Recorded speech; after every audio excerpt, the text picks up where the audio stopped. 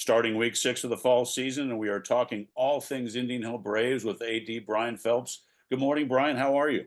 I'm doing great. Thanks, Rob. Yeah, it was good to see you Friday night. It was a fun atmosphere for that CHL match game versus Deer Park, and it was a lot of fun to be on campus. And what a great event you and your staff ran. It was just fun to be a part of it. Yeah, thank you. It was homecoming, so great crowd. Big thank you to Bobby Slattery at 50 West. We're starting to do free cheeseburgers from 6 to 6:45 to get people there early. I think it works, so we're going to do that every home game and see what happens. Yeah, it was. I was the benefactor of one, and it was, as always, the 50 West burgers are fantastic, and they had a good line and much success for the remaining home games that you do that. So, but let's jump in. Let's talk about cross country first. Believe it or not, there. Let's see. You had the Princeton Invitational this past Saturday. It was a little warm, but it was dry and probably a good running track, I'm guessing. Yeah, very warm. I know it was tough conditions for a lot of runners for our kids and other schools as well. But overall, great race for us. Our boys were champs. James McGrath won it again. Harry Hong was runner up, and James O'Driscoll was in top 10. I think he was sixth. Then on the girls' side, Ella Grant and Claire Wilkes continued to run well, both being top 20 runners. So I think all in all, successful meet for both the boys and girls' side. Isn't it nice when you can get a great invitational in town that you don't have to travel to Dayton or Columbus or wherever? It's just, Landmark's such a nice place to go run, and it's just nice to have a local invitational like that. Yeah, it makes it convenient. That's for sure. Yeah, best of luck to them as their season moves on. Let's talk field hockey. Having a great season so far. I have them at 8-2. I don't have Saturdays against Hilliard results. We'll talk about that. And then they host the Bulldogs from St. Ursula on Thursday and travel up to Columbus, Olentangy Orange on Saturday. So a busy week for field hockey. Yep, that's right. They had another nice win versus Hilliard, so they're 9-2 overall. Really, just a lot of fun, a great season for the girls. And as you mentioned, St. Ursula is always a great matchup for us. We'll host them this week and head to Columbus. But no, I think all in all, tremendously successful season for the girls, and good for them. Brian, was the staff anticipating a really great season, or because I know there were some stars that graduated last year, was the strong season anticipated, or has this come as somewhat of a surprise? I wouldn't say it's a surprise, and this is why. This is our third year. We started middle school field hockey 3 years ago. Okay. So, and our middle school team, or I'm sorry, our JV team is undefeated right now. And I think we're seeing some of the fruits of that labor of the middle schoolers coming to high school with experience, which in Cincinnati, there's a lot of teams that the first time kids are really playing field hockey are not until high school. So for our kids to start as early as sixth grade, I think is really doing what it was meant to do. Sam Kane, who did not play last year, came back as a senior. I think she's, helps that team a lot. Maddie Lamphere, I think about, is a really good player. Our Kincaid Givens, who's our goalie, is really solid. And there's a handful of kids that are good players. So that I think is kind of the difference this year. So I wouldn't say it's a surprise. I don't know if I would have said we're 9-2 or whatever, but I was maybe more hoping that they would continue to have success, and they surely are.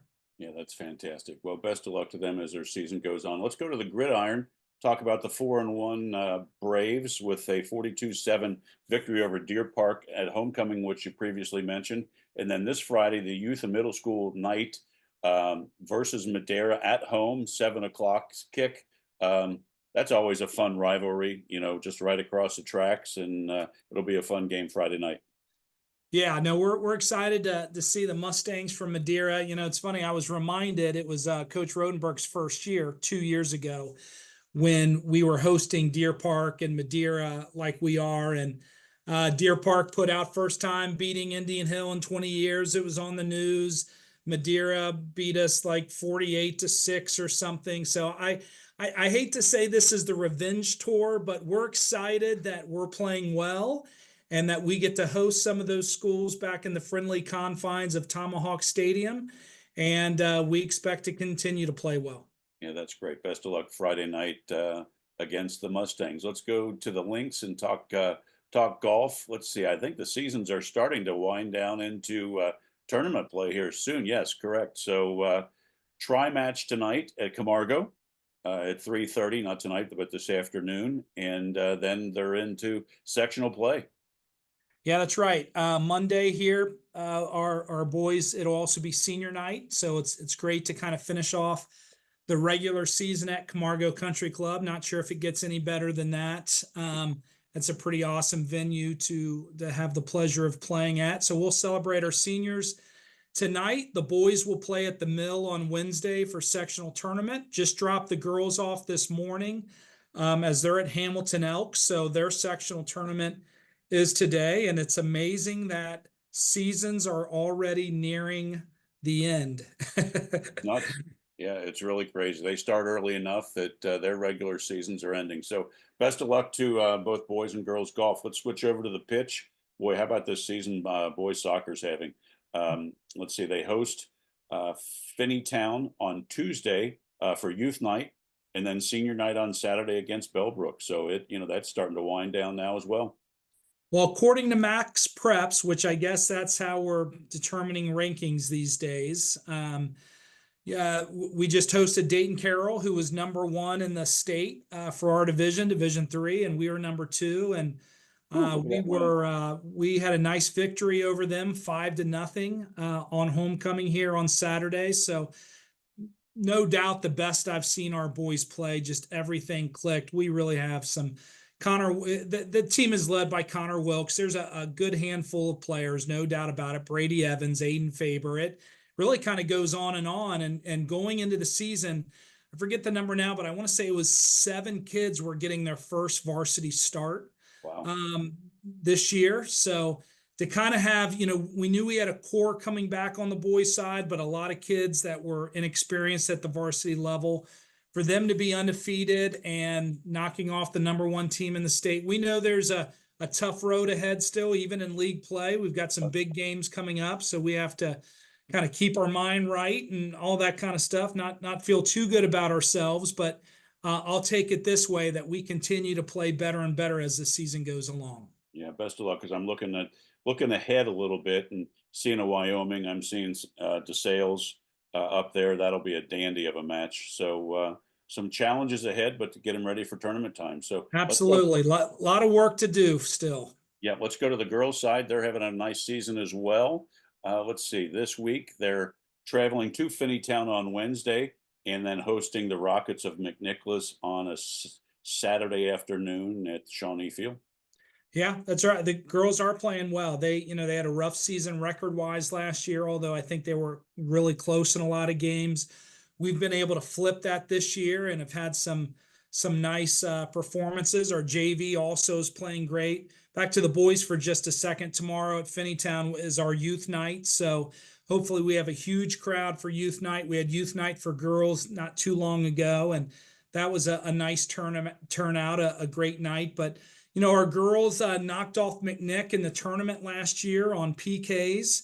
So I'm sure they're going to come in fired up, trying to get a little bit of revenge. But I really like how our girls have been playing. And, just from a future standpoint, we'll graduate a handful of nice seniors. But I really like the core of this team and the underclassmen that are coming up for years to come. So girls soccer is definitely on the upward trend. That's exciting. Best of luck to them as the season progresses. Let's go to the hardcore, talk girls tennis. Another fantastic season. I see hosting Mason on Wednesday at Indian Hill, and St. Ursula, the Bulldogs, are coming over on Thursday. So coach isn't backing off. I mean, they're playing the best and getting ready for sectionals that start October 1st. Yeah, we have 3 losses on the season, which doesn't happen a lot. But when you look at those losses, those happen to be the best teams in the state in Division 1, and we're of course in Division 2. So To play a Mason is exactly what we need to continue to get prepared for the tournament. Our program director, head varsity coach Wade Ward, just had a baby today. So he's coaching tennis, having kids, continuing to have this team playing, super great tennis. We just scheduled the next round of the state team tournament, which will be on October 3rd up at Miami Valley School. So sectionals for us start October 1st. We'll head to Dayton on October 3rd to keep the team state tournament going. But right now, all cylinders are firing, and we really have a nice group of girls at the varsity level. Yeah, For good luck sure. to them. Good luck to them as the regular season winds down and tournament play kicks in here. And let's wrap this week's show up, Brian. Go inside. Let's talk girls volleyball. They are, let's see, a little bit below 500, but they played a tough schedule this week, traveling to Deer Park and then hosting Madera, the Amazons, Thursday for Volley for the Cure. That'll be a great match. I'm certain of that. So let's talk volleyball. Yeah, Madeira is really strong. We're excited to continue to partner with them for the Volley for the Cure game on Thursday. So there'll be plenty of ways to support that great cause when you come to that game. I believe we're 5-3 in the league. So yeah, we're a little bit under 500 on the season, but have done a nice job playing some good teams and some try matches on the weekends and those kinds of things. So kind of like girls soccer, really, the trend will just continue to move upward for this team. We have a handful of really solid, nice seniors that we'll hate to lose at the end of the year, but excited for the young core that continues to come through our program. And I think volleyball will finish the season off strong, and there'll be a lot to look forward to moving forward. Yeah, that sounds great. Well, that's exciting, and best of luck to them as their regular season winds down and tournament play gets started here shortly. Brian, as always, thank you for your time. Good luck to all the Braves this week. It's exciting time as things wind down and tournaments start, and all the best. And we'll touch base next week. Thanks, Rob. I want to end with one quick thing. Tomorrow night at 6:30, we will have a community meeting about our field house. So, we are looking to try to kind of get this thing done. We've raised $6 million in privately funded money, and we need to get to 10. One kind of last call out to the community: high school multi-purpose room, talk all things field house, and we'll see what we can get done. Okay, great. Well, best of luck. Make sure. Do you want anybody has any questions or anything? Reach out to you, Brian. Absolutely. Contact me directly, brian.phelps@ihsd.us, our normal school email, or there's plenty of ways to find me for sure. Sounds great. Well, as always, thanks for your time. Have a super week, and we'll touch base next week. Thanks, Rob.